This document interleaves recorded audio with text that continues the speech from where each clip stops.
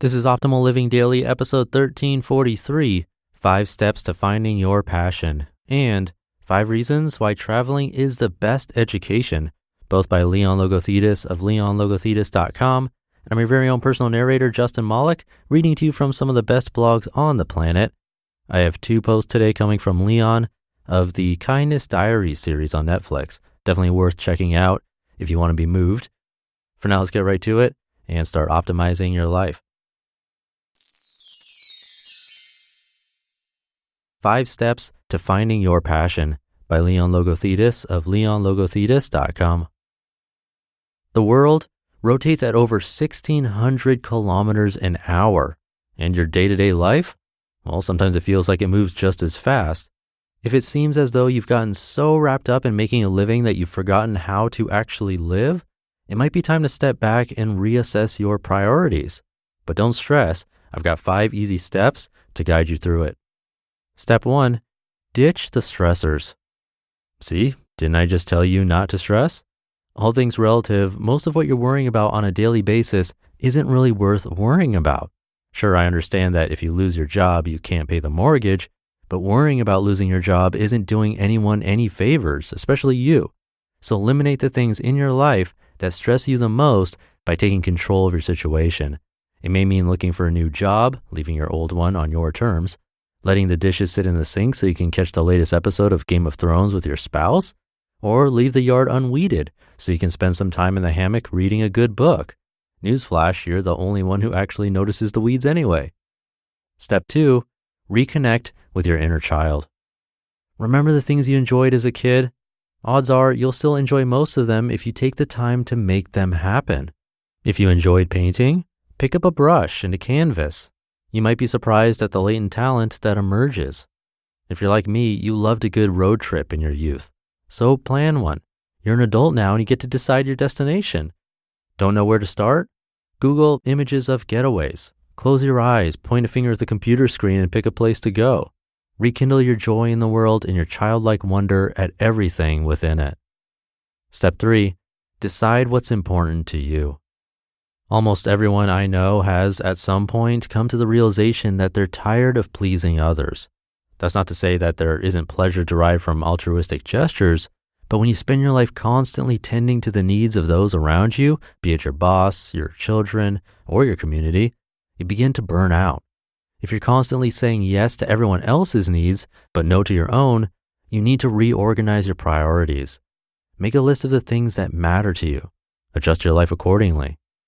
Step 4, announce your personal makeover to the world. No, you don't need to take out an ad in the local paper, nor are you required to blog about it. Simply let your friends and family know that you've made some course adjustments in your life and that you're headed in a new direction. Why is this step important? The people close to you will be the ones to help you keep you on track when you doubt yourself.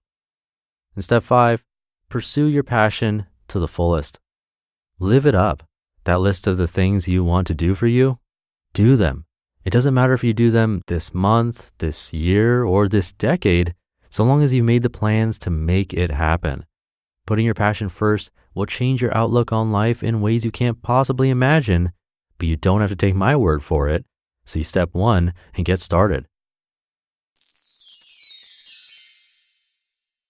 And I have another post from Leon in just a sec, but first, thank you to BarkBox for their support.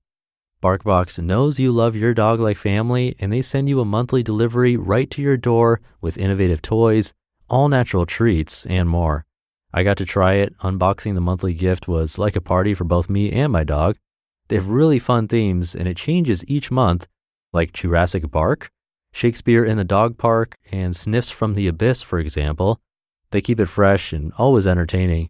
And the treats are made in the US and Canada without corn, soy, or wheat. They're grain-free. And they know that no 2 dogs are alike, so they'll even accommodate special needs, like if you have a heavy chewer on your hands or if there are allergies involved. It's a $40 value, starting at only $20 a month. Plus, if your dog doesn't love something, they'll send you something your dog will love, no questions asked. My dog Valentine loves the treats. Celebrate your dog with BarkBox. It's like the joy of a million belly scratches delivered directly to your door. And for a free extra month of BarkBox, visit barkbox.com/old when you subscribe to a 6 or 12 month plan. That's BARKBOX.com/OLD. BarkBox.com/old. 5 Reasons Why Traveling is the Best Education by Leon Logothetis of leonlogothetis.com. The earth is filled with infinite experiences, wonders, and once-in-a-lifetime opportunities. Imagine hiking through the verdant, kaleidoscopic Amazon rainforest, camping out underneath the Aurora Borealis in the Canadian tundra, or meandering through an enchanting Kenyan village. Much education is experienced in a classroom or through a textbook. Those avenues do get the job done, but they aren't nearly as fulfilling or effective as traveling the world is. See the world and broaden your cultural, intellectual, and spiritual education like you could never have imagined. Here are 5 reasons why traveling is the best education possible. Learn new languages. Though English is a reliably popular second language for most corners of the world, prepared travelers need to do their fair share of language studying. Before visiting a country where English isn't the primary language, learn the basics through a book or audio guide. After building a foundation, stretch your skills by talking with actual native speakers. A textbook can't teach you slang, intonation, or vocal expression, but other people sure can. Not only will conversing help expand your cultural horizons, but it will also hasten your listening and speaking capabilities. Explore cultural differences. In communicating and interacting with other cultures, you'll find just how they vary from your own. In Italy, many people go on passegiatas or post-meal walks. In Mexico, it's common for people to take a siesta or nap after lunch. Different cultures prefer different types of cuisine, manners, and social expectations. Be certain to read up on these aspects of culture shock before your travel and learn to embrace them when you're there. Learning is the ultimate point of traveling, so take it in wholeheartedly and keep an open mind. Discover cultural similarities. After observing what separates your culture from another's, keep an eye out for common ground too. Do you and the people around you have a shared love of art? Or both communicate with a heavy emphasis on body language?